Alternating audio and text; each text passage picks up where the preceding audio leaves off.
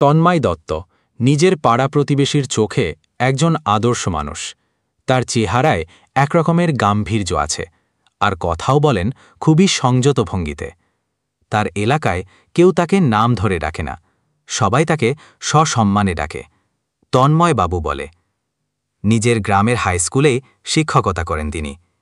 শিক্ষকের চাকরি, তাই যথেষ্ট সম্মান পান তিনি। প্রতিদিন ভোরবেলা বিছানা ছেড়ে উঠেই শাড়ি ঢাকা পা ফেলতে ফেলতে স্ত্রী মধুমিতা ব্যস্ত হয়ে পড়ে। চা টিফিন তৈরি, শাশুড়ির ওষুধ দেওয়া, ছেলেকে স্কুলে পাঠানোর কাজে। সব কাজ যে একা হাতেই সামলাতে হয় তাকে। তন্ময়ের সে সময়টা চেয়ে কাপ হাতে সংবাদপত্র নিয়ে বসে থাকে। মাঝে মাঝে স্ত্রীর দিকে তাকিয়ে শুধু মনে মনে ভাবে, এত শান্ত, এত সাধাসিধে মেয়ে, অথচ আমার মনটা কেন যে ওকে নিয়ে অস্থির থাকে। তার স্ত্রী মধুমিতা দেখতে বিশেষ সুন্দরী নয়, তবে সে ভীষণই স্নেহময়ী ও খুবই দায়িত্ববান। এত কিছুর পরেও তন্ময়ের মনে মাঝে মাঝে এক অচেনা শূন্যতা কাজ করে, যেন কিছু একটা তার জীবনে অনুপস্থিত রয়েছে। কয়েক মাস আগের কথা। ফেসবুক ঘাঁটতে ঘাঁটতে তন্ময় হঠাৎ খুঁজে পেল একটি পুরনো কিন্তু বেশ পরিচিত নাম, কাঞ্চনা সেন। প্রোফাইলের ছবিটা দেখেই তন্ময়ের হৃদয়টা একটা মোচড় দিয়ে উঠল। আরে, এ তো কলেজ জীবনের সেই কাঞ্চনা, যাকে একসময় ভীষণ পছন্দ করত সে। কিন্তু বাড়ির চাপে, পারিবারিক অমতের কারণে সে বিয়ে করে ফেলেছিল অন্য কাউকে। তারপর মুখ বুজে ঢুকে গিয়েছিল সংসারী জীবনে। আজ ফেসবুকের কল্যাণে 10 বছর পর আবার সেই কাঞ্চনার নাম, ছবি, হাসি সবই ফিরে এলো তার চোখের সামনে। তন্ময় প্রথমে ইতস্তত করেছিল, তারপর সাহস করে ফ্রেন্ড রিকোয়েস্ট পাঠিয়ে একটি মেসেজ পাঠাল, চিনতে পেরেছিস? একটু পরেই অপর প্রান্ত থেকে উত্তর এলো, হ্যাঁ, তুই তন্ময়? কতদিন পর, কেমন আছিস? সেই মুহূর্তেই তন্ময়ের হৃদয়টা আবার নেচে উঠেছিল। এটা যেন হঠাৎ একঘেয়ে জীবনে আবার পুরনো বসন্তের হাওয়া এসে ছুঁয়ে যাওয়া। এরপর দিন যত গড়াল, তাদের আলাপ তত ঘনিষ্ঠ হল। প্রথমে কেবল অতীতের গল্প হতো, কলেজের বারান্দা, ক্যান্টিনের চা, বন্ধুবান্ধবদের দুষ্টুমি ইত্যাদি।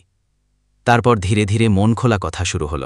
কাঞ্চনা বলল, তার দাম্পত্য জীবন সুখের নয়।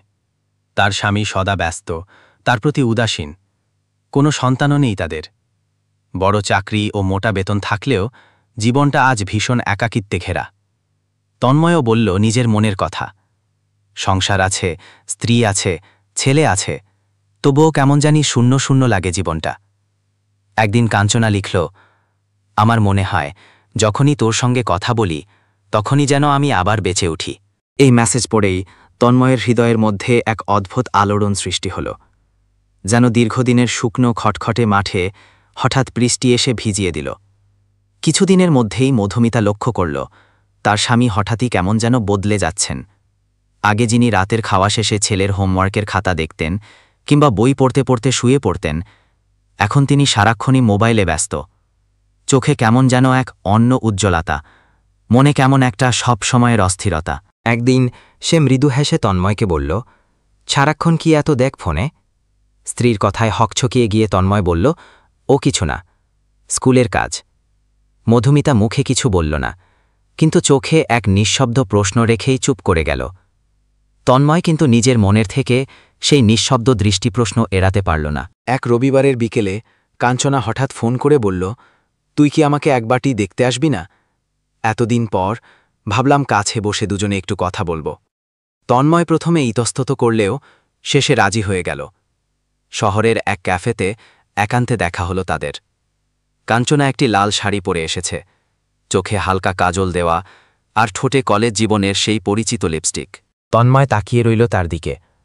তার মনে হল 10 বছর আগের সেই মেয়েটি আজ আবার তার সামনে দাঁড়িয়ে। দুজনেই চুপ করে বসে রইল কিছুক্ষণ। তারপর কাঞ্চনায় মৃদু স্বরে বলল, তুই একটুও বদলাসনি। এই কথা শুনেই তন্ময়ের বুকের মধ্যে ঝড় উঠল। সন্ধ্যায় ঘরে ফিরে এলো সে। মধুমিতা রান্নাঘরে ব্যস্ত, ছেলেটা পড়ছে। তন্ময় তাদের দিকে তাকাল, আর হঠাৎই বুকের মধ্যে কেমন একটা অপরাধবোধ জেগে উঠল।